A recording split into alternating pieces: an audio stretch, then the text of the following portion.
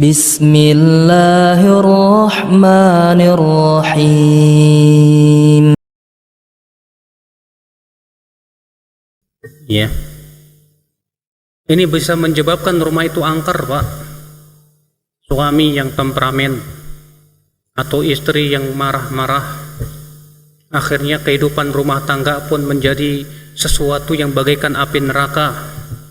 Gak betah dia tinggal di rumah karena melihat pasangannya, suaminya atau istrinya ternyata dia membuat dia tidak bisa nyaman dalam rumah dia. Maka akhwat Islam azakumullah, ini banyak sebab kenapa hal itu bisa terjadi. Sebab yang paling utama adalah akibat maksiat-maksiat yang dilakukan oleh penghuni rumah. Suami yang di luar ternyata ganjen.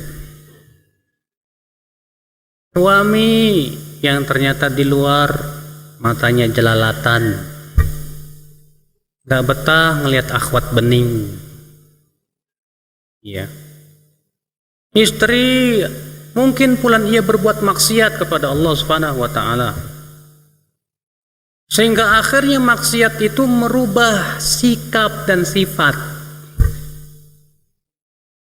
Makanya Rasulullah SAW bersabda dalam hadis yang dikeluarkan Tirmidzi apa? Ma tawadda itsnan. Tidaklah dua orang yang saling mencintai tadinya, tsumma yufarraq bainahuma, kemudian pecah, bercerai, illa bidzambi yusibu ahaduhuma, kecuali akibat daripada dosa yang dilakukan oleh salah satu dari keduanya. Biasanya akibat dosa tuh, Pak. Ya, ima dosa suami atau dosa istri. Akibat dosa akhirnya menyebabkan sifat seorang manusia berubah. Akibat dosa menyebabkan seseorang bisa saja mudah marah. Akibat dosa terkadang menimbulkan suudzon, berburuk sangka. Akibat dosa akhirnya rumah tangga kita tidak berkah. Makanya berusaha suami, istri tinggalkan dosa. Berusaha bertakwa kepada Allah Subhanahu wa taala dalam rumah tangga kita. Yang kedua,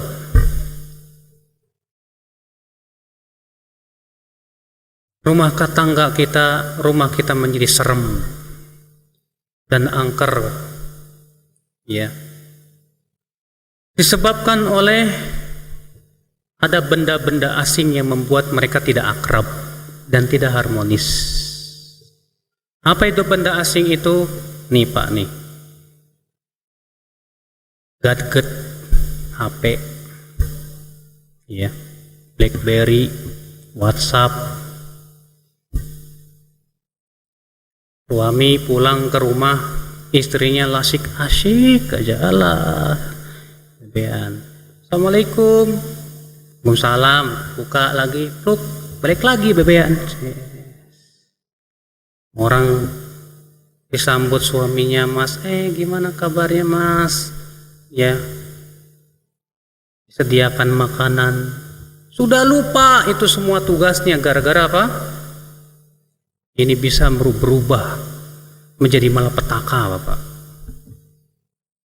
Si anak pun terkadang terlalaikan oleh hal seperti ini.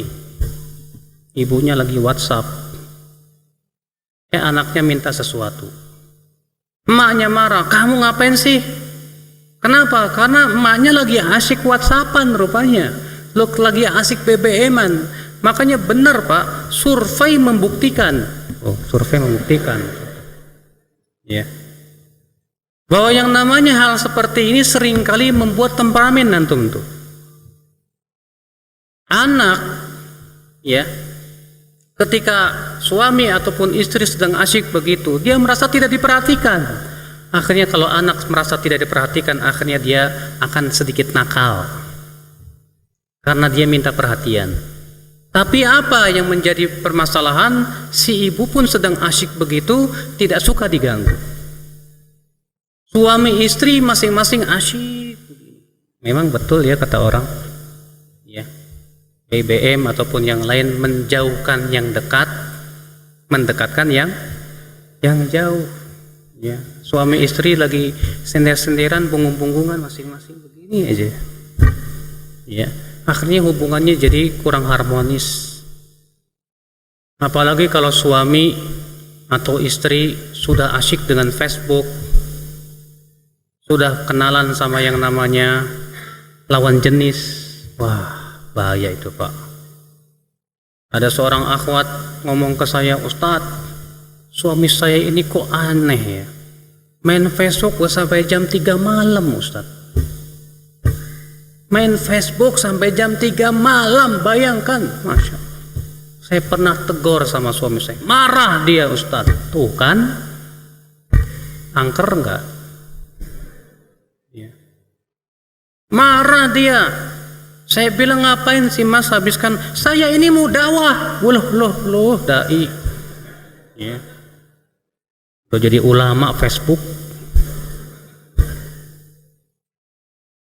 Dia bilang mau dakwah, ngapain habiskan waktu dengan itu? Kenapa dia tidak habiskan waktu dengan ngapalin Sahih Muslim, Sahih Bukhari?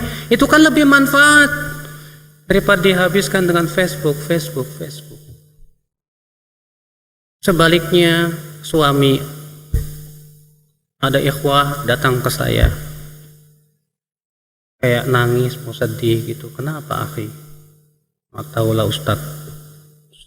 Istri saya semenjak saya izinkan main Facebook kok berubah. Ya sekarang tidak semesra yang dulu. Lebih asik dengan Facebook. Dan subhanallah semakin kemari kok semakin berubah temperamen. Bahkan kemarin dia minta cerai. Kok bisa begitu ah? Ada curiga kata Ana. Coba antum lihat, kayaknya dia kenalan sama laki-laki itu. Ternyata benar, rupanya ketemu bekas pacarnya waktu SMA. Cinta kembali bersemi. Wah, teringat-ingat masa lalu yang indah. Cinta pertamaku ini, alah. Ya. Dan ternyata semakin buruk keadaannya Pak. Allahu a'lam, setelah itu saya nggak pernah dengar lagi dia. Saya dengar katanya sudah cerai. Subhanallah, bisa seperti itu Pak. Gara-gara apa? Facebook bisa seperti itu. Menghancurkan rumah tangga manusia. Makanya benda-benda asing seperti itu, waspadalah. Iya. Karena ini berat sekali. Ini senjata yang punya dua mata. Kalau tidak menghancurkan hidup kita, menghancurkan waktu kita dan yang lainnya, habis terkadang. Ikhwatul iman, a'azakumullah. Ya. Nah ini, akhi, benda asing ini yang terkadang membahayakan kita. Kita harus segera sadar. Karena kalau benda asing itu sudah masuk di hati kita, terkadang mata kita buta. Terkadang mata kita sudah tidak bisa melihat kebenaran lagi. Terkadang ya sulit rasanya untuk melaksanakan ketaatan kepada Allah. Ikhwatal iman, a'azakumullah. Kemudian di antara sebabnya, kenapa rumah kita angker gara-gara penghuninya? Yaitu karena suami maupun istri tidak menjadi hamba-hamba yang tunduk kepada Allah,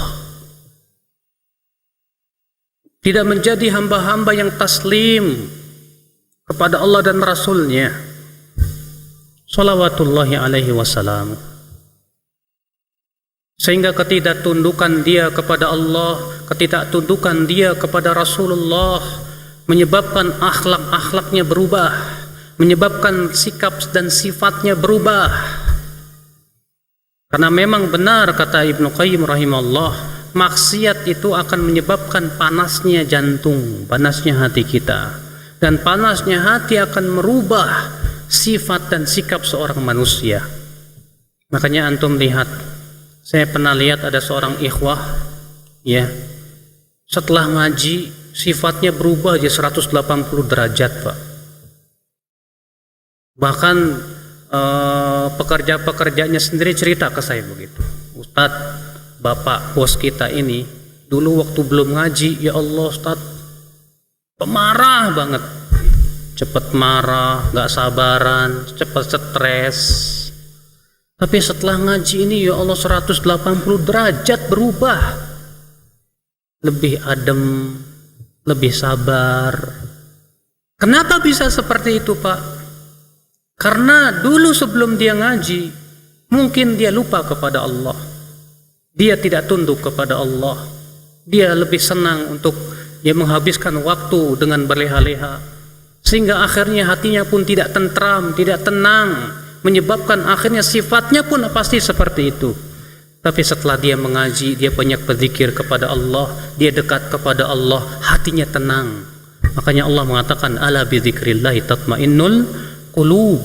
Ketahuilah dengan zikir kepada Allah, hati itu akan menjadi apa? Tentram, tenang. Ya akhul Islam azakumullah.